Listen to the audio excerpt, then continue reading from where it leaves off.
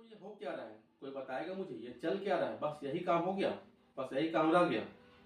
चुनाव अधिकारी के पास, चुनाव आयोग के पास और कोई काम नहीं है, बस यही काम है ना। ये विपक्ष हर बार चुनाव हारने के बाद एक ही शब्द बोलते हैं, एक ही राग अलापते हैं, भाई ईवीएम हैक हो गया, ईवीएम हैक हो गया, बस वही होता है। जब भी ये हारते हैं तो वही होता है ना। और ये करे भी क्या, इनके बड़े अधिकारी यही राग लगाते रहते हैं और इनके प्रवक्ता नेशनल टीवी में आके इनके बचाव तो करना ही पड़ेगा, भाई पार्टी में जो रहना है। तो दोस्तों इसी पर है हमारा आज का वीडियो। दोस्तों वीडियो अच्छा लगे तो वीडियो को लाइक कीजिए और हमारे चैनल को सब्सक्राइब कीजिएगा। आज का वीडियो होने वाला है बीजेपी प्रवक्ता अजय आलोक और कांग्रेस प्रवक्ता आलोक शर्मा के बीच। तो चलिए दोस्तों शुरू करते हैं। आलोक जी, उसके बाद आ रहा हूं अजय आलोक शर्मा, ये इंडिया गठबंधन को अब कैसे संभालेंगे आप? राजकुमार भाटी कह रहे हैं अच्छा हो गया, आप हार गए, अब गठबंधन मजबूत हो जाएगा। अच्छा नहीं, उन्होंने ये नहीं कहा कि अच्छा हो गया कि आप हार गए। उन्होंने कहा कि कहीं ना कहीं गठबंधन और मजबूत होगा। ये उनकी अपनी विवेचना हो सकती है, उनका वर्णन हो सकता है, मैं उस पर टिप्पणी नहीं कर सकता हूँ। लेकिन मुझे लगता है कि आज जिस तरह की लड़ाई है, जिस तरह की ग्राउंड पे लड़ाई है, तमाम संवैधानिक संस्थाएं 2-3 लोगों की मुट्ठी में कैप्चर होती हुई नज़र आ रही हैं। मुझे लगता है कि सभी लोगों को एक होना पड़ेगा, उसमें मेरी पार्टी स्वयं की भी शामिल है। जिससे भी कहीं इतिहास में गलती भी हुई हो उसको दोबारा ना दोहराया जाए, चाहे वो हमसे हुई हो चाहे किसी और से हुई हो। लेकिन इतना ज़रूर है कि आने वाली लड़ाई इतनी आसान नहीं है। और इलेक्शन कमीशन के लिए जो सुकेश भाई ने कही, मैं भी जो कहता आ रहा हूँ कि अगर शंका है तो वो दूर होनी चाहिए। इलेक्शन कमीशन में हिम्मत होनी चाहिए कि हम 10% जो मध्य प्रदेश की सीटें हैं, 230 में से 23 सीटों का वीवीपैट चेक करा रहे हैं और आकर 100% चेक कर लीजिए। अगर इलेक्शन कमीशन इस तरह का कोई बोल्ड डिसीजन लेता है तो मैं समझता हूं ये भारतीय लोकतंत्र को मजबूत करने के लिए अच्छा कदम रहेगा। लेकिन बीजेपी कभी ऐसा करने नहीं देगी। डॉक्टर अजय आलोक, क्या दिक्कत है अगर वीवीपैट को 10% कॉन्स्टिट्यूएंसीज में चेक कर लिया जाए? क्या दिक्कत है? शंका दूर हो जाएगी। नहीं, खुद बोला इन्होंने कि आज लोकतांत्रिक संस्थाएं 2-3 लोगों के हाथ में रह गई हैं। कम से कम ये 2-3 लोग कह रहे हैं। उसके कहते हैं इतिहास की वैसी गलतियों को दोहराना नहीं चाहिए जो पहले हो चुकी है। भाई साहब, जब इतिहास में गलती हुई थी ना तो तमाम संवैधानिक संस्थाएं including supreme court, including parliament, सिर्फ एक व्यक्ति के हाथ में था। और वो आज ज्ञान दे रहा है कि संवैधानिक संस्थाएं किसके हाथ में। ये देश जानता है, देश मैंने वो गठबंधन के लिए बात कही है, आपसे सुना नहीं शायद ध्यान से। देश की युवा पीढ़ी को कहूंगा कि 1975 का इतिहास गठबंधन को लेकर कहा, इंडिया गठबंधन को, लेकिन आप जबरदस्ती 2+2 मत करें उस चीज को। क्योंकि शायद बहुत लोग इतिहास नहीं पढ़ते हैं तो समझेंगे नहीं बात को, इसलिए पढ़ लें जरूर कि कांग्रेस ने 1975 1974 पढ़े, इतिहास पढ़े कि इस देश को कैसे तोड़ा गया था। आप बड़ा वीवीपैट कर रहे हैं। पहले वक्तव्य में आपने कहा कि 370 पार्लियामेंट्री कॉन्स्टिट्यूंसी 2019 सारे पढ़ने वाले बीजेपी में चले गए। आलोक जी बीच में मत बोलिए ना, आप बीच में क्यों बोल रहे हैं? 370 लोकसभा सीट आप 1984 के बाद आपने मुंह नहीं देखा कभी, और आप 370 लोकसभा सीट पर सवाल उठा रहे हैं। आपके अजब ज्ञान है। मध्य प्रदेश की 210 वीवीपैट आप करवाना चाह रहे हैं। आज तक मध्य प्रदेश में आप 125 से ऊपर सीट नहीं ला पाए हैं अपने इतिहास में, और 210 पे आपको वीवीपैट चाहिए। कहां मुंगेरी लाल के हसीन सपने दिख रहे हैं? दूसरी बात, मैंने शुरू में कहा था इलेक्शन कमीशन ने एक बार ऑल पार्टी मीटिंग बुलाई थी, उसमें आप क्यों नहीं गए? कि जिसको भी दिक्कत है ईवीएम से, आइए अपनी शंका बताइए, उसका समाधान देखते हैं। और नहीं तो क्या आप बोल रहे हैं मैनिपुलेट कर सकता है, ये कर सकता है। आपकी आईटी सेल क्यों नहीं गई थी इलेक्शन कमीशन में? इलेक्शन कमीशन को गलत साबित क्यों नहीं किया था? आप एक काम कीजिए, सुप्रीम कोर्ट में एफिडेविट दीजिए, केस फाइल कीजिए, अब बोलिए कि इलेक्शन कमीशन पारदर्शिता के साथ जांच करवाए। अगर आपको इलेक्शन कमीशन पे भरोसा नहीं है तो वो भी आप नहीं करेंगे। नैरेटिव मत बनाइए, जनादेश का सम्मान कीजिए। हारे हैं आप, कोई बात नहीं, जीवन भर नहीं हारते रहिएगा, लीडरशिप बदलिए, शायद जीत आ जाएगी। हारे क्यों है? विवेचन कर रहे हैं ना। आपके लोकेश शर्मा कह रहे हैं कि दिग्विजय कमलनाथ के कारण हार गए वहां पे, गहलोत के कारण हार गए राजस्थान में। भर कांग्रेस में तो सर फुटवल हो रहा है। सनातन का अपमान करना कांग्रेस को भारी पड़ा, आपके आचार्य प्रमोद कृष्ण कह रहे हैं। राहुल प्रियंका चुप हो गए जनादेश का सम्मान करके, और आज आप आगे ईवीएम पे सवाल उठाने। आलोक शर्मा जवाब दे रहे हैं। बोलिए आलोक जी, बोलिए, आपकी बारी। और मानक जी, मैं पहले ही कह रहा था बीजेपी कभी भी इस चीज पर एग्री नहीं होगी। बीजेपी को पता है क्या हुआ है, कैसे हुआ है, इसलिए बीजेपी कभी भी वीवीपैट की काउंटिंग नहीं कराएगी। बीजेपी खुलकर क्यों नहीं कहती कि हाँ हम जीते हैं, हमें आज 12 लाख वोट ज्यादा मिले हैं कांग्रेस को अगर मिजोरम भी जोड़ लिया जाए। हम उसके बाद भी कह रहे हैं कि बैलेट पेपर से चुनाव कराइए और इसको और पारदर्शी बनाइए। पारदर्शी बनाने में क्या दिक्कत है बीजेपी को? नहीं, बस ईवीएम से होना चाहिए, बस उसके अलावा कोई बात नहीं होनी चाहिए। ये बीजेपी का स्टैंड है और पूरे देश में किसी का स्टैंड नहीं है। बोलिए अजय आलोक, बोलिए क्या कह रहे थे आप, बोलिए।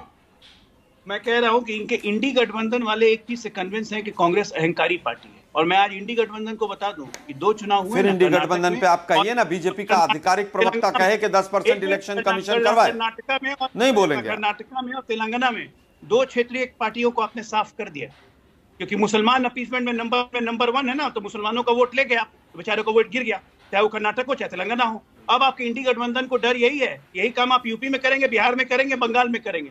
इसलिए इंडिगो आपको छोड़, इंडी लोग आपको छोड़ के इंडिगो बनने की तैयारी कर चुके हैं, समझे ना। बनाइए इंडिगो गठबंधन। स्वयं पुरोहित कुछ कह रहे थे, स्वयं पुरोहित क्या कहना चाह रहे हैं? स्वयं पुरोहित, देखिए इंडी गठबंधन बोल करके जिस तरह से भारत इंडिया गठबंधन को इंडिया बोलने में इनको दिक्कत हो रही है, इंडिया नाम से इनको दिक्कत है। अरे भाई, जब इंडिया का भारतीय जनता पार्टी का जिस दिन एनडीए नाम है तो आप एनडीए बोलते हैं क्या? आप एनडीए बोलते हैं ना कि भाई एनडीए गठबंधन है, तो आप इंडिया बोलने में आपको शर्म आ रही है। देश के अंदर में एक डिबेट छिड़वा दी आपने भारत और इंडिया की, आज इंडिया गठबंधन। स्वयं पुरोहित, आज अगर इस गठबंधन पर डिबेट है तो ये भी समझ लीजिए ना, ये तंज क्यों कसा जा रहा है। ये तंज इसलिए कसा जा रहा है, नाम के अलावा आज तक आपने इस गठबंधन के बारे में आगे बात क्या बढ़ाई है बताइए? सिर्फ नाम बनाया है, और क्या किया इस पर बताइए आज तक आप? चुनाव भी लड़ेंगे और जीत करके भी आएंगे और 2024 के अंदर में देश को एक नई दिशा दिखाएंगे। और इनकी जो अहंकार और तानाशाही सरकार, अरे आलोक जी कुछ कहना चाह रहे हैं क्या? इसको उखाड़ के फेंकेंगे। आलोक जी से पूछे, कुछ कहना चाह रहे हैं क्या? अरे आलोक जी क्या बोले? आलोक जी कुछ बोलना चाह रहे हैं, बोलिए। आलोक जी कुछ कहना चाह रहे हैं, सुन नहीं पा रहे क्या? जरा आलोक जी को फोन करवाइए, कुछ क्या। देखिए चले गए, ओके। राजकुमार भाटी, इंडिया गठबंधन जैसा स्वयं पुरोहित ने कहा, और मैंने भी उनसे पूछा, आपसे भी यही पूछ रहा हूं, बोलिए भाई क्या हुआ? आप कह रहे हैं मजबूत होगा, कैसे मजबूत होगा? नहीं, ये चुनाव आपने ये कहकर अपनी जिम्मेदारी से पल्ला झाड़ लिया, कांग्रेस की जिम्मेदारी है, अहंकारी पार्टी है।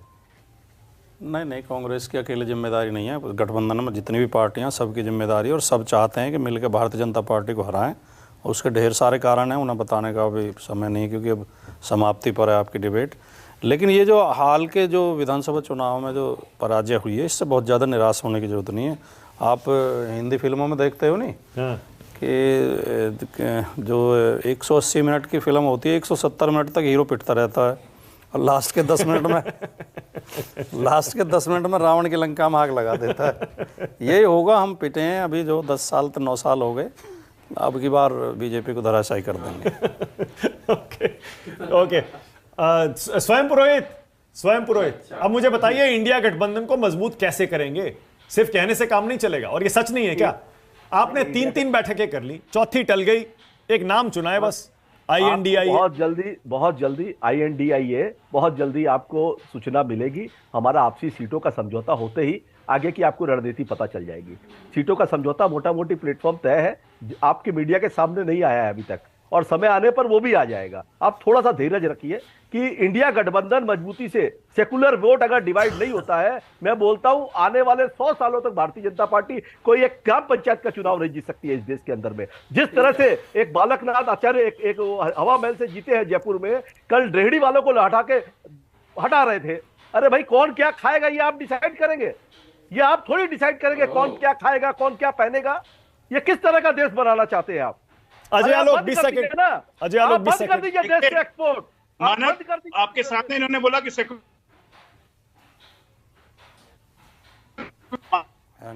टीएमसी को भी की, कांग्रेस आएगी, अगर अलायंस नहीं हुआ तो अकेले लड़ेगी तो मुसलमान उधर भाग जाएंगे। सबका दिमाग वहीं खराब हुआ पड़ा है।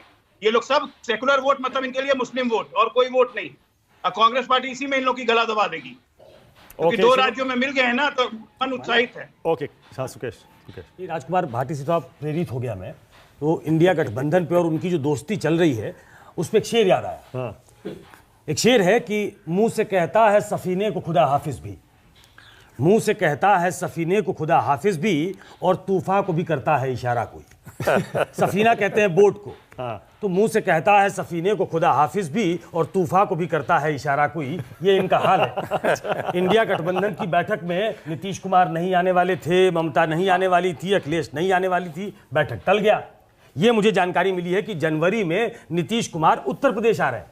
उसका इंडिया गठबंधन से कोई लेना देना नहीं है। हाँ। पहली रैली वो बनारस में करने वाले हैं, दूसरी तय हो गई वो अंबेडकर नगर में करने वाले हैं, 5 उसके अलावा और भी रैलियां होंगी जेडीयू की। भाई ये सारी रैलियां जो चुनाव हुए थे वहां भी हो सकती थी, ये तय करके कोऑर्डिनेटेड एफर्ट होता और उत्तर प्रदेश में हो सकती थी।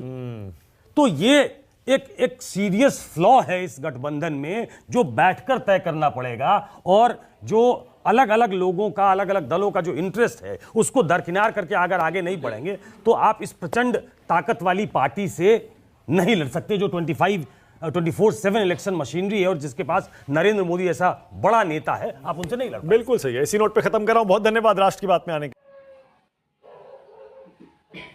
दोस्तों, ये विपक्ष तो मानने को तैयार ही नहीं है कि भाई ईवीएम हैक नहीं हुआ है। इनका सिर्फ एक ही चीज है कि ईवीएम हैक हुआ है, ईवीएम हैक हुआ है। किसी भी तरीके से ईवीएम पर ही इल्जाम लगा दो, सबके सब उसी पर आरोप लगा दो, हम हो जाएंगे बरी। इनका यही चल रहा है। वैसे दोस्तों, वीडियो को पूरा देखने के लिए आपका बहुत बहुत धन्यवाद। और चैनल को अब तक आपने सब्सक्राइब नहीं किया है तो चैनल को सब्सक्राइब कर दीजिए, अब वीडियो को लाइक कर दीजिए और हम मिलते हैं अगले वीडियो में। तब तक के लिए गुड बाय।